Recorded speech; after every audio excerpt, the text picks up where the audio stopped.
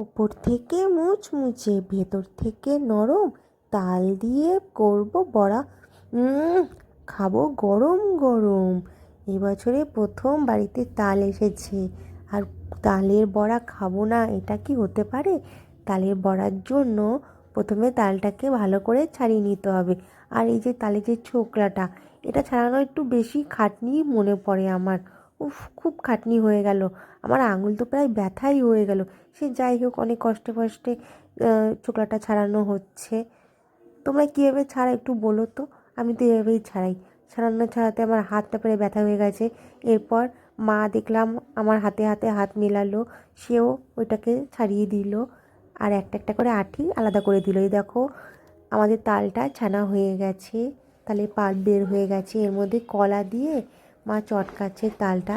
বেশি কলা না, ওই 2 কি 3টে কলা হয়তো দিয়েছে বড়া করার জন্য। ভালো করে চটকে নিয়েছে। আর এখানে সুজি ভিজিয়ে রাখা হয়েছিল, বাবা সুজিটাকে ধুয়ে ভালো করে ছেঁকে দিচ্ছে। আর ময়দাটা অল্প অল্প করে দেবে, আর অল্প অল্প করে মাখবে, একেবারে সব দিয়ে দেবে না, তাহলে কি আন্দাজটা পাওয়া যায় না।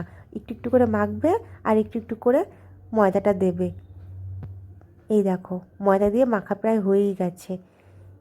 ঠাকুরের জন্য কিছুটা বানাবে, আর এমনি সবার বাড়িতে খাওয়ার জন্য কিছুটা বানাবে আলাদা করে। বাকি সুজিটাও দিয়ে দেওয়া হলো এখানে। ভালো করে এবার চটকে চটকে মাখা হচ্ছে। এখানে বাকিটা আমি মাখলাম, মা তো মেখে নিল, বাকিটা এবার আমি মাখছি। তালের বড়া আমার মায়ের হাতে কিন্তু খুব টেস্টি হয়। আমার হাজবেন্ড তো অন্য কারোর হাতে খেতেই চায় না। আমার মা হাতের তালের বড়া আমার হাজবেন্ডের খুব পছন্দ। এখানে গরম গরম তালের বড়া হচ্ছে। কড়াইয়ে সর্ষের তেল না, রিফাইন তেল দিয়ে করেছে কিন্তু আমার মা। কালারটা এরকম লাগছে, কিন্তু এটা রিফাইন তেল দিয়ে করছে।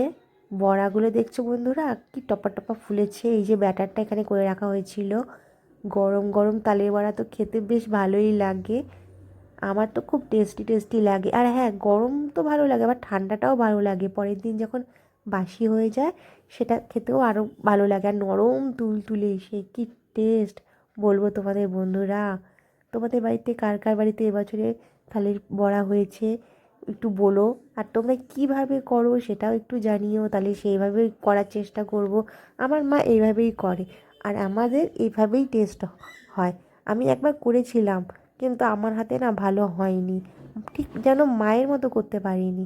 আমার মা এত সুন্দর টেস্টি টেস্টি করে, অনেকবার চেষ্টা করেছি, আমার হাতে হয়ই না এত ভালো করে মা যতটা সুন্দর করে করতে পারে। গরম গরম ভাজা প্রায় হয়েই গেছে, এবার খাওয়ার পালা। দেখো, মা এখানে বাটি করে রেখে দিচ্ছে গরম গরম তালের বড়া। টুক করে একটা নিয়ে নিলাম, নিয়ে আমি মুখে চালান করে দিলাম। মুখে যেতে না যেতে সে কি স্বাদ বলবো তোমাদের বন্ধুরা।